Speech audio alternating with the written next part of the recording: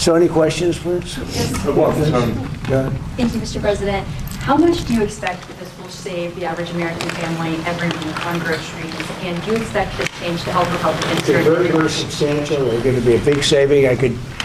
We're breaking it down. In fact, numbers are coming out this afternoon sometime, but the average family will save a lot of money, and you're going to have stores. You know, nobody actually thought of it until it was mentioned this morning. You will have stores closing down in areas where they're not going to have a store anymore. That's right. And you really are being forced to spend money, much more money, on much more expensive equipment that really doesn't work.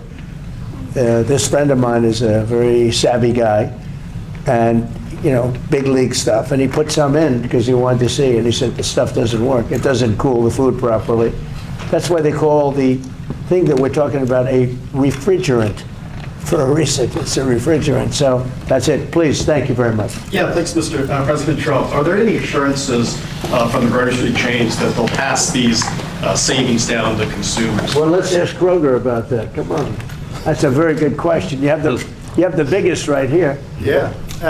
We're actually right in the middle of doing that at the moment. So we're concerned about the cost of living. It makes a big difference when you get your pricing right, and we certainly are interested in ensuring that all our customers right across the country are paying the right price. You know, if it were the right thing to do, if it would be, you know, bad for the environment, what they had, I'm all for it. I'm all for that stuff. But when you're forced to put in very inferior equipment that's not going to work, you're going to be wasting a lot of food product because it doesn't cool the food properly. And it's actually a bad thing, and the bad thing is more expensive than what they already have, and in many cases they just put it in. You know, they just put in the other apparatus, and a lot of people have said they've spent money recently to do it, and then this rule came up out of nowhere, and the stuff they just put in they have to change. I'd be all for changing if it was good, even if it was a little bit good. But this is actually bad. Yeah, do you not have any environmental concerns, though, with this? No, there is no environmental concern. And Lee covered that really well. There's no environmental concern.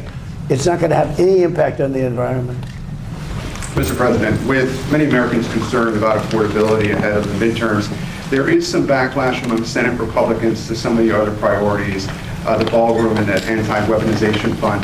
You clearly still have a strong hold on the Republican Party. Your candidates did very well this week during the primaries. But are you losing control My of the Senate? candidates did well. Not all candidates did well. But are you losing control of the Senate, sir?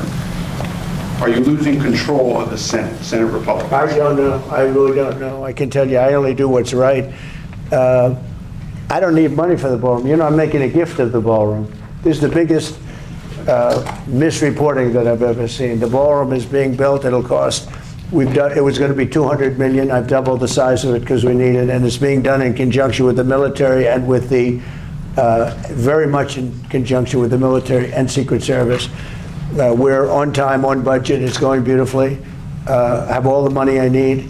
We're making a gift to the United States. They came along and they said, we want to make it the White House overall more secure. And I understand that. Not for me, because I'll be gone. You know, I'll be gone, and you'll have somebody else in for hopefully hundreds of years. But that's what they're doing it for. The ballroom is paid for. It's a gift. I mean, I want to make it clear, because so many people say, I thought you were giving this away, and all of a sudden, the money that they're spending is for security, having to do maybe around the ballroom and other parts of the house. But this is not for the ballroom. The ballroom is being a tremendous amount of what's being done with respect to the ballroom is for national security, including, as an example, a drone port on top of, which was top secret until litigation made it less than top secret. But we have a drone port. We have the glass that's 4 inches thick, bulletproof glass. We have bulletproof walls. We have things. You need a place like this. But this is being made as a gift from me and other people that are great patriots that spend a lot of money. We're building what will be the finest ballroom anywhere in the world. If they want to spend money on securing the White House, I think it would be very, very much a good expenditure. But the ballroom is being built. Well, what if Congress doesn't sign off on the security money, sir? then the White House won't be a very secure place. And then regarding Cuba, there was an aircraft carrier that just arrived there this week, the Nimitz aircraft carrier. Are you sending that there to intimidate the Cuban government? No, not at all. The Cuba, look, it's a failed country. Everybody knows it. They don't have electricity. They don't have money. They don't have really anything. They don't have food. And we're going to help them along, and we're going to help them because the people, because number one, I want to help them. I don't want to on a humanitarian basis, but we have the Cuban American population, much of it living in Miami and Florida.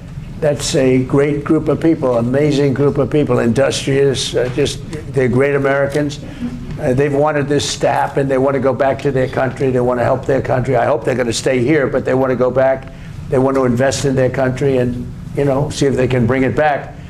Other presidents have looked at this for 50, 60 years doing something, and it looks like I'll be the one that does it, so would be happy to do it. We want to open it up to Cuban Americans where they can go back and help. The presidency released a report this morning, their report on the last election on why you won and Democrats lost.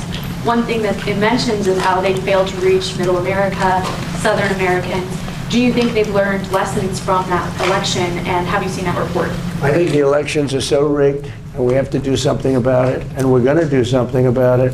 But we cannot continue to have, and frankly, the Senate and the House, they ought to get together and they ought to pass the Save America Act so that you have voter ID, and it's so important you have proof of citizenship, little thing like proof of citizenship, and also mail-in voting, which is so crooked. So in Maryland, as you probably saw, they had 500,000 mail-in votes that were corrupt. They were corrupt. They said the printer made a mistake. Don't believe that. And they got caught with 500,000 mail-in ballots that were corrupt. We've got to stop it. We have a country that has a very corrupt, we have more corrupt elections than third world countries have. And we ought to get smart. Pass the Save America Act. That'll be a long way. You have voter ID, voter identification. The Democrats don't want to pass. Now, I'll tell you what, the Democrat voters do want to pass, 87%. But the Democrat politicians don't want to pass. And the reason is they'd never be elected again. Because with their policy of open borders, transgender for everyone, I call it transgender mutilization of your children for everybody, men playing in women's sports, all of the stuff that they do, high taxes. They want a tax hike. They voted in favor of high taxes. They voted against a tax cut. They voted in favor of men playing in women's sports. I don't know what these people are thinking. The only way they can win is to cheat, and that's what they want to do. And we ought to pass the Save America Act. Yeah, please. Yes, Mr. President. I have two questions for you. One of them, which first about the ballroom, and the second about Iran. First, I'm curious, what is the stone that you're going to be using? And I ask that for a reason, because I live in Stafford County, and you know a lot about history and stuff like that. So you know the stone that was quarried for the Capitol and the White House is from Stafford County. They still have quarries, so hint, down there. Just curious. Okay. Mostly marbles and granite. All right, excellent. And then my second question is, the Vice President mentioned the other day there would be accommodations, they were willing to make accommodations with the Iranian deal. Could you kind of expand on those possible accommodations? Does that include... When you say combination of what? Accommodations, he's talking about accommodations as far as making the deal going. Would that include the proxies? Right now we're negotiating, and we'll see. But either we're going to get it one way or the other. They're not going to have a nuclear weapon. You know, when people hear it, because oftentimes they won't put up the second part of the sentence having to do with, I'll say, this is more important than anything that we have to talk about, and usually they'll cut it off, the fake news. I say, because this is the nuclearization of a country that some people would say is somewhat crazy, and we cannot let Iran have a nuclear weapon. That's all it is. We can't let it. You will have a nuclear war in the Middle East, and that war will come here. That war will go to Europe. We cannot let that happen, and it won't happen. It's not going to happen. That's more important than anything else. I can think of nothing that's more important than the fact that we cannot let Iran have a nuclear weapon, and we won't. Yeah, Jeff? Following up on that, sir, Iran is negotiating with Oman to set up a formalization of charging tolls in the Strait of Hormuz. Is that acceptable to you? Well, we're looking at it. We hear about it. They've negotiated. They've had a relationship with them before, and we'll see. We have total control of the Strait of Hormuz, as you know, with our blockade. The blockade's been 100% effective. Nobody's been able to get through. It's like a steel wall. It's our Navy. We have the greatest military anywhere in the world. We wiped out their Navy. We not wiped out their air. I think they're down to about, I would say we knocked out 85% of their missile capacity. It's very hard for them now to build missiles, to build drones. We have great drone technology, anti-drone technology now that, frankly, we didn't have even 2 months ago. We have unbelievable drone technology, both for making them and also for knocking them down. But look, we're going to either make sure they don't have a nuclear weapon, or we're going to have to do something very drastic. And the people of the country, I believe when it's put to the people of our country, they will all agree that we cannot let Iran have a nuclear How do weapon. you want Yes. things to end up? Daniel? Just one follow-up on that. How do you want things to end up with the Strait of Hormuz, though? Would you like them to have We control want of it that? open. We want it free. We don't want tolls. It's international. It's an international waterway. They're not charging tolls. Right now, they are losing $500 million a day is what it's projected. I don't know, it sounds like a lot of money, but whether it's 500 or 200 or 300, they're losing a lot of money. There hasn't been a ship that's been able to get through without our approval. And the Navy has done an amazing job. And no ship is going to Iran, as you know. No ship is going to, or out of Iran without our approval. Can they keep their highly enriched uranium? No, we get the highly enriched. We will get it. We don't need it. We don't want it. We'll probably destroy it after we get it, but we're not going to let them have it. Okay? Mr. President, I have two questions. First on deregulation, and second on the Supreme Court. You, coming from business, you've seen the effects of what unnecessary red tape can do to business. Do you believe that given the amount of deregulatory actions taken along with this, going back to the endangerment finding, the CAFE standards, tax cuts and tariffs, do you believe that you've made the United States the most pro-business, pro-investment country in the world? Yeah, thank you very much for that question, because we are, for every one new regulation that we add, we're getting rid of 20 to 30 to 40, and now it's actually at even a number. In my first term, for every regulation that was added, we got rid of a minimum of 10. And I understand, Lee, that it's up to 43 or 44 right now. So if we add a regulation, we get rid of 43, 44. We're making it a much more pro-business, pro-people. You know, regulations are very costly for the people. They're bad for everybody. They're bad for jobs, bad for everybody. And we have, as of today, we have more people working in the United States than at any time in the history of our country. To me, it's one of my favorite stats. But we have more people today working in the United States than at any time in the history. And this is with the Iran conflict. That'll end soon, very soon.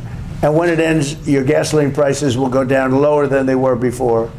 You know, I left Iowa a few months ago, and gasoline was at $1.85 a gallon. That's right. And we'll be hitting numbers like that again. Mr. President, on the Supreme Court, We'll be hitting them in a much nicer way, by the way. We will be hitting them, and we will have a country that will not have a nuclear weapon. Yeah, Daniel? So why has today's executive? On the Supreme Court, sir, we're still waiting for the decision on birthright citizenship. You attended the oral arguments of that. Can you just explain what's at stake with that decision, sir? It's a big decision that we're waiting for from the Supreme Court. We had a terrible tariff decision. They cost our country a fortune. They said do it a different way. We're doing it a different way, but we're going to most likely have to pay back $149 billion. All they had to do is put a little sentence in there, half a sentence, saying that any monies paid don't have to be paid back. You know, you're talking about the people in many cases that hate our country. Give them back money. It was a terrible decision. And it's not going to affect because we do the tariffs a different way. The tariffs are what's bringing in all of this money. It's really made our country rich, modernly rich. Now we have another one coming up, which is birthright citizenship. And we're the only country in the world that has it. You step into our country and you're all of a sudden a citizen. You come in a certain way. This was not meant for Chinese billionaires to have their children become citizens of our country. This was meant, or other rich people, poor people. This was meant for the babies of slaves. This was signed right after the Civil War. You look at the dates alone immediately after. This was having to do with the babies of slaves. And people have used it. And if this is allowed to stand, it will be a disaster economically for our country. And you'll have 25% of the people coming into our country coming in through birthright citizenship. And we won't have any control. This decision by the Supreme Court is a very big one. They'll probably rule against me because they seem to like doing that. Frankly, I'm not happy with some of the decisions. Look at NIL. Look what they've done. Look what the courts have done to college sports. They're destroying college sports. They're destroying universities. But birthright citizens are a big deal. And literally, if that's allowed to stand, and again, this was a civil war. This was right after the Civil War.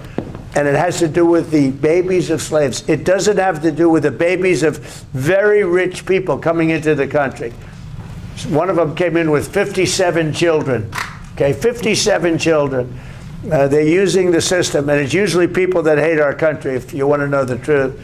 Birthright citizen is done by no other country in the world the way we're doing it. We're a laughing stock. And if the Supreme Court approves that decision, they have done a great disservice to the United States of America, just like they did a great disservice by costing us $149 billion on tariffs by saying do it a different way. Get the same result, do it a different way.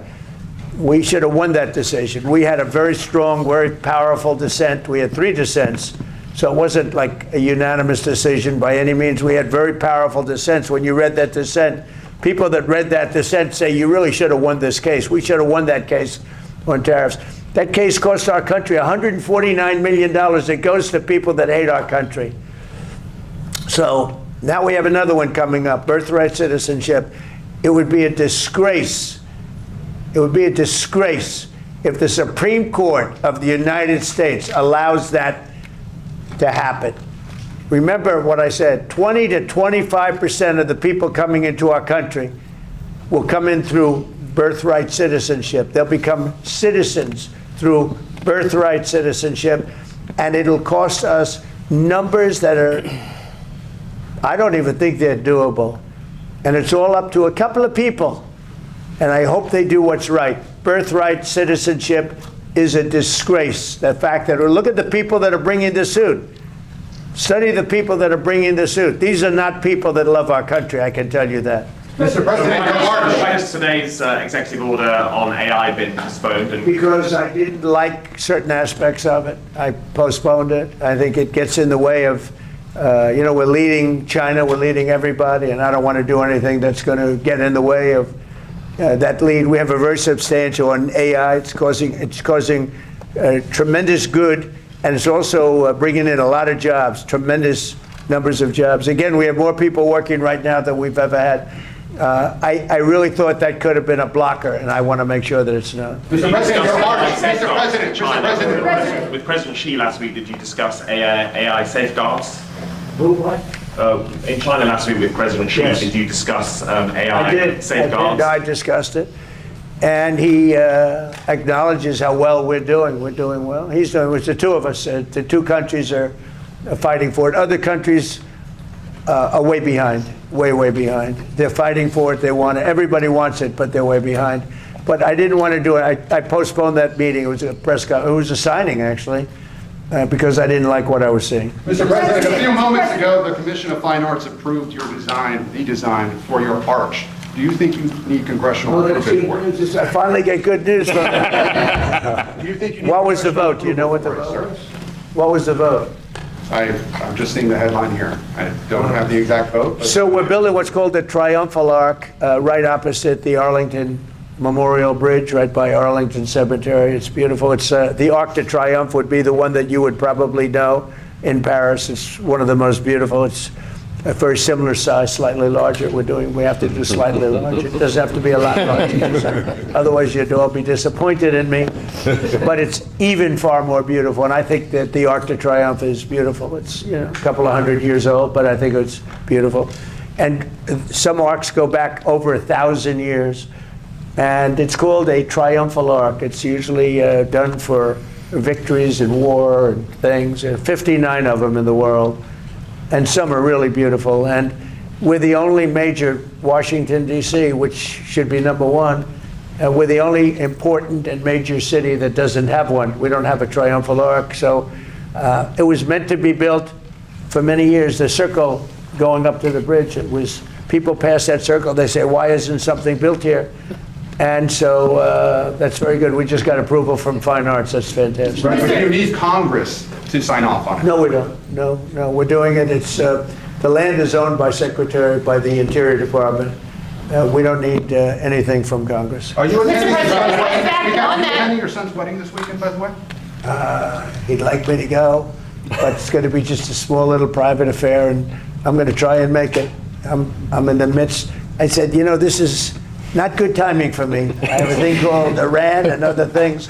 That's one I can't win on. If I do attend, I get killed. If I don't attend, I get killed. By the fake news, of course, I'm talking about. No, but he's got a very, a person who I've known for a long time, and hopefully they're going to have a great marriage. Mr. President, actually, to add to the art, I just actually passed by it on my way here. I saw that the pink flags, and there's just geese that are there all the time. So it's perfect. How long will that take? And also, I have to say, I have to pass along something for my mother. She drove in with me.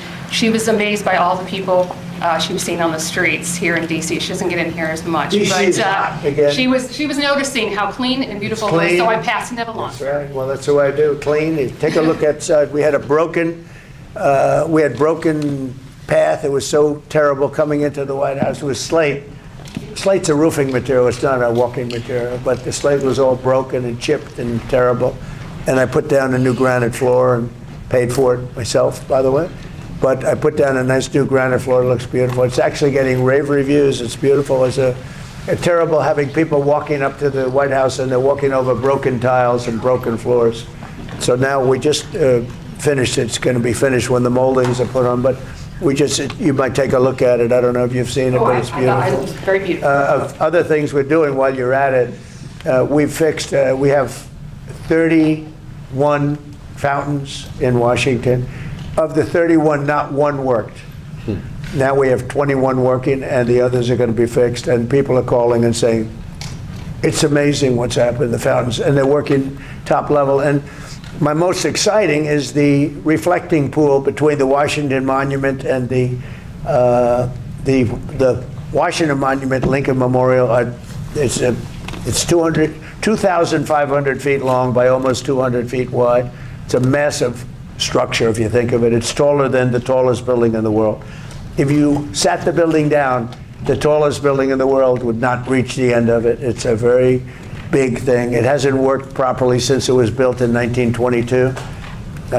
President Obama and Biden spent hundreds of millions of dollars trying to fix it. They didn't. Of course, they couldn't do that. They didn't fix it. It was a mess. So mostly they turned it off, collecting garbage. It looked horrible. And we are very close to getting it finished. And when it's finished, it'll be beautiful. It'll be blue water, dark blue. We call it American flag blue because that's the name of the color that we chose. American flag blue, can't do better than that. It's a rich, dark blue, and it'll be, I think, very reflective, very, very good. Big project. I decided to do a much bigger job. I was going to just get it open, but I said, let's do it right. Let's get it open and let's have it be good, because President Obama, President Biden spent hundreds of millions of dollars, much more than 100 million, but hundreds of millions. It never worked. In fact, when they finished it, it was much worse than it was before. It leaked at a higher level. They would have to fill it up every single day with water. The whole thing was ridiculous, so they ended up turning it off, and it became like a garbage dump. Well, it's pretty close to finished. So they had estimates of $350 million to fix it. I'll be doing it for a tiny fraction of that. A bigger job than I originally thought I'd do it for $2 or $3 million, just do a base. But now we're fixing up the exterior of it. So we'll probably be in there for less than $20 million. And the estimate was going to be using a different method, 350. It was going to take 4 years $350 million. I'll be doing it in basically a couple of months for less than $20 million. That includes all of the exterior base, which I never included in my original numbers. When I went there last week, I saw the exterior was in very bad shape, as well as the interior, so I said, we're going to fix that too. The stone. It's going to be beautiful. When that's done, you might see it. It's probably 3/4 done. We have rain delays. We get a lot of delays, but that will be something special. The reflecting pool in front of the Lincoln and Washington monuments. I think it's going to be incredible. It's largely done. If you want to go see it, you can see it before we put the water in. The key is to have it done before July 4th. We want to see if we can have it done before July 4th. But we have about 20 or 21 of the water features in Washington open. And I can say, we top of the line, they look better than they did the day they were built. Some of them have been closed for 25, 30 years. There's been no water for 25 or 30 years. And they're really beautiful. Some of the fountains are as beautiful as I've ever seen. And you probably see them. And in addition to that, you brought up something. Washington, D.C. is now a safe city. We had a city that was one of the most unsafe cities anywhere in the country, and now it's considered a very safe city. Restaurants are opening. Restaurants were closing. You couldn't go to a restaurant. The restaurants were closing all over because of the danger from during the Biden administration. Now you have restaurants opening, it's thriving, and it was very nice that you said that. I like this reporter. No, it's nice. We have a vibrant city again. People are going out. I have a lot of people in the White House. Every time I see somebody, they thank me, and I know immediately what. They thank me for making the city safe. They walk to work now.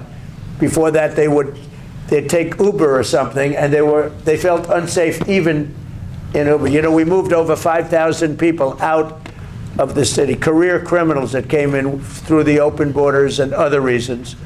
And we moved over 5,000. And an interesting statistic is that 2% of the population creates 91% of the crime.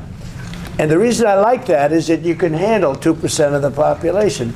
Mr. Kroger, I see you have stores in Washington? You see a big difference? We do.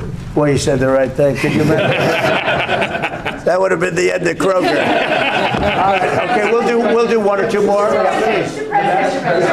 Do you think Democrats are genuine in their focus on affordability, especially after they delivered 40-year high inflation last time they were in power? And then, or do you think they're using it or focusing on it as a means to try and win midterms and begin the impeachment process? Look, the Democrats had the highest inflation in the history of our country. 48 years, they say, but the history of our country. They had the highest inflation that we've ever had. When I inherited it, I inherited very high prices. And from day one, they said, affordability. Affordability is the word, because they're good at that. They're good at words, but I'm good at words too. But they hit me with affordability. I'd just gotten there. They hit me with eggs. We had a news conference on my third day, and they said, egg prices are through the roof. I said, I just got here. Tell me about eggs. And we got the prices down, way down, actually lower than it was 4 years before. But we've gotten everything. The thing that we have now, the only thing that's really of great concern, two things. Beef is coming down, and the reason is they put restrictions on beef under the Biden administration, and it takes a while to settle that, but prices are down. But the big thing is, of course, energy. We had the energy way down, but I had to do a journey to Iran. I had to say, you know, we just hit the best markets. By the way, the stock market today is at the highest it's ever been, and we've had 59 of them, 59 days out of a very short period of time where the stock market hit all-time highs. So we have an all-time high stock market. We have all-time high job numbers. We have 401ks just hit the highest number they've ever been. So many of you have 401ks. That means you're richer than you've ever been. And we're doing really well. But they came up with this word, affordability. But it's them that caused the problem. And they use that word, Senator, they use that word right from the beginning. I was in one day, and I heard somebody on television say, affordability. And I inherited this mess from them. But we've got it in great shape. The country is doing well. We're respected all over the world. This country is respected. We're the hottest country. We were a dead country 2 years ago, and now we're the hottest country anywhere in the world. So I think most of you appreciate that. Some of you don't. Yeah, please. Terry Pickett, Washington Times. If the Supreme Court doesn't rule in your favor on birthright citizenship, are there any other avenues that your administration has explored to remedy this? And did you talk with President Xi about Chinese foreign nationals taking advantage of birth tourism here in this country and how they could pass? Well, that's a great question. No, if the Supreme Court hurts our country by ruling against us on birthright citizenship, that would be just between that and tariffs, what damage they've done. What damage they've done. Again, they could have said, which they said, do the tariffs a different way. But they could have said the money taken in, hundreds of billions of dollars, $149 billion we have to pay back. Kevin understands that better than anybody. All they had to do is say, any money taken in, because they agree you could do it a different way. Any money, this is a better way. But the other way is a very secure way. And maybe in many ways it's a stronger way.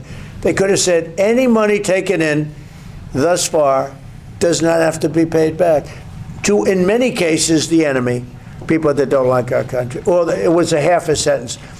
The Supreme Court could have saved us $149 billion with a half a sentence. But they chose not to do that. Now they have a ruling which is a much bigger ruling, actually, birthright citizenship. The cost, forgetting about the fact that it's wrong, the cost of birthright citizenship is barely not affordable by our country. It's going to cost hundreds of billions of dollars. And it's in their hands. What can I tell you? It's a common sense ruling. It's common sense. It was exact timing. And it's about the babies of slaves. Thank you for that question. Thank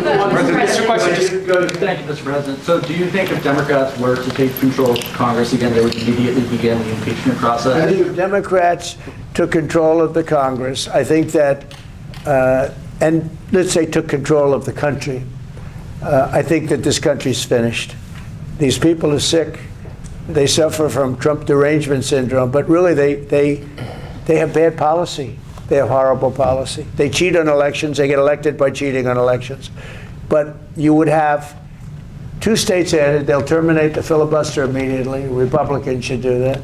They'll terminate the filibuster. You'll have Washington, D.C., and you'll have Puerto Rico as a state, which will be a disaster, which would be 4 Senate seats, tremendous numbers of electoral college votes. You will have that's really bad, but you will have the destruction of our country. They want to go to 21 Supreme Court judges. That's their perfect number. They talk about 13, but they want to go to 21 Supreme Court judges. If they get in power, I think this country would be maybe finished. If I didn't win the election, I'll say this, we've become the hottest country anywhere in the world. We were a dead country 2 years ago.